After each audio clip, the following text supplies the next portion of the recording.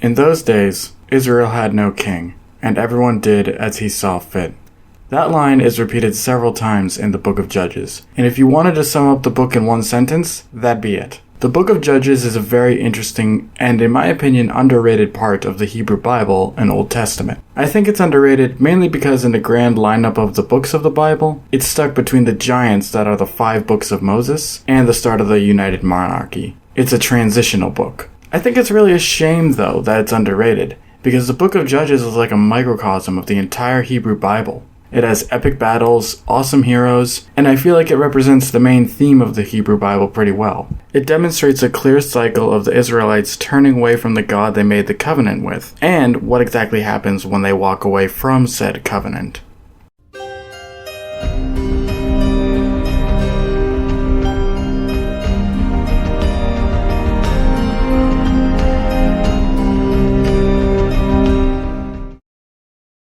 Mythology with Mike is funded entirely through fan contributions from viewers like you. If you want to support the channel, consider donating on Ko-fi, Super Thanks, or becoming a YouTube member or patron. All links are in the description below. Thank you. To start off with, what is this cycle in the Book of Judges?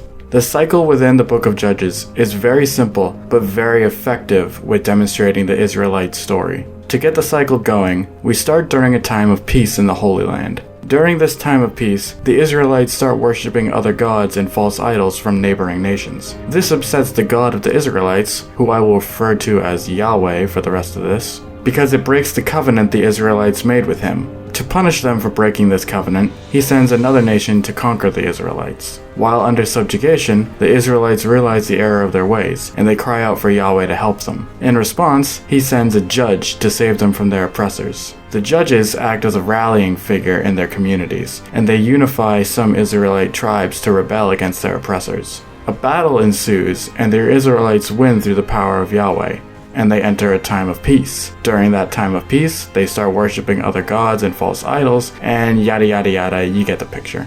This is a cycle that encapsulates the entire book of Judges. There are 12 judges in total, 6 major ones and 6 minor ones. We're going to see this cycle play out with all of them.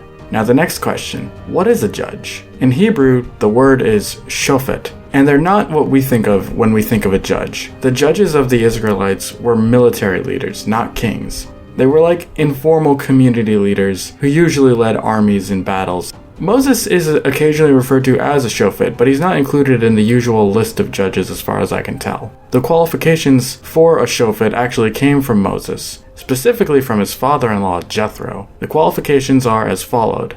To be a judge, you must be an able-bodied man, you must be an honest man who hates dishonest gain, feels a little redundant there, and you must fear God. Alright, that's all the housekeeping out of the way. Now we can finally get into the actual content of the Book of Judges. Today we're learning about the first 3 judges, Othniel, Ehud, and Shamgar. Each of these guys have short stories compared to other judges, hence why I'm putting them all in the same video. So without further ado, this is the Book of Judges.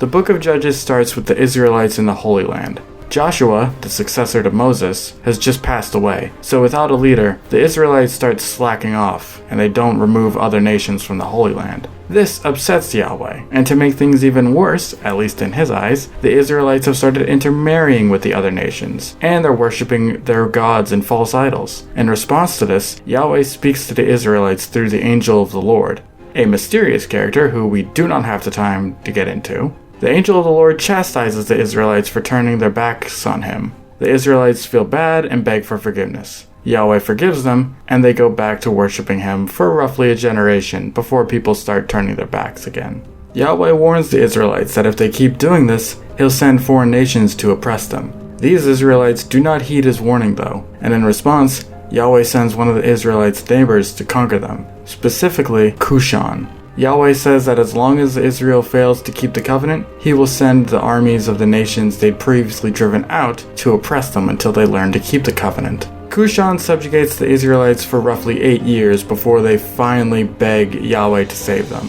When they finally start asking, Yahweh assigns the first judge in the book of Judges, Othniel. Othniel, backed up by the Spirit of the Lord, rallies together an army of Israelites, and they overthrow the Cushan nation. It's a short and simple story, but believe it or not, that's not the shortest story in this video. Next up is Ehud. I actually remember learning the story of Ehud in Sunday school, so this was a nice blast from the past when I read it in a book. Picking up where Othniel left off, after 40 years of freedom, the Israelites went back to worshipping foreign gods. And in response, Yahweh once again sends the army of a foreign land to rule over the Israelites. This time it's a team-up between the Moabites, Amalekites, and the Ammonites. Ammonite sounds like a Pokemon. They rule over the Israelites for 18 years before Yahweh finally sends another judge to save his people. This judge is Ehud from the tribe of Benjamin. Ehud is noteworthy from other judges because he's a minority. Specifically, he's left-handed. As the judge/informal leader of the Israelites, Ehud was chosen to send tribute to King Eglon, king of the Moabites. Ehud went to King Eglon with a secret sword on his right thigh, and this is where his left-handedness becomes important.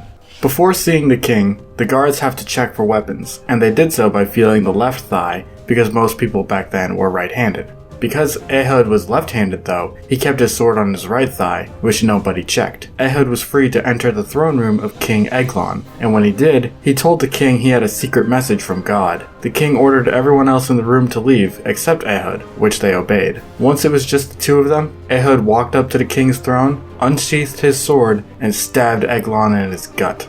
Eglon was so fat that Ehud's sword was swallowed up by the king's fat folds. Ehud then locked the throne room from the inside and snuck out of the building unseen. It took a while, but Eglon's court finally managed to get into his throne room again, but when they found him, he was slumped over dead.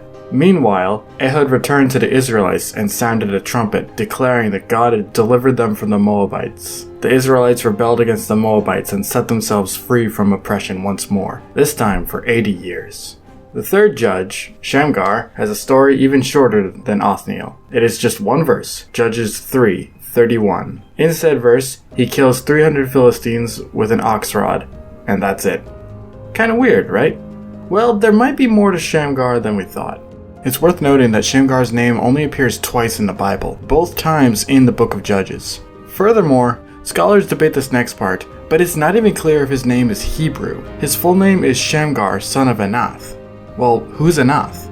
Anath is the name of a foreign goddess, specifically a Canaanite goddess of war. So this leaves us with two interesting possibilities. Either Yahweh tasked a foreign ruler to save the Israelites from oppression, or Shamgar has mistakenly been labeled a judge when he was really an oppressor. And it's not exactly clear, because at least with the two judges Shamgar is in between, a left-handed guy, and spoilers for the next episode, but Judges 4 has a woman, it seems that at least these three are kind of unlikely heroes, since we have a left-handed guy, a woman, and then a foreign leader all saving the Israelites. That's just not really something you'd expect in an ancient text like this. It's also worth noting that Judges 4 begins with after the death of Ehud, so it's possible Shamgar was inserted into the spot he's currently in after the initial compilation of the Book of Judges. But without learning ancient Hebrew, there's no way for me to prove this myself.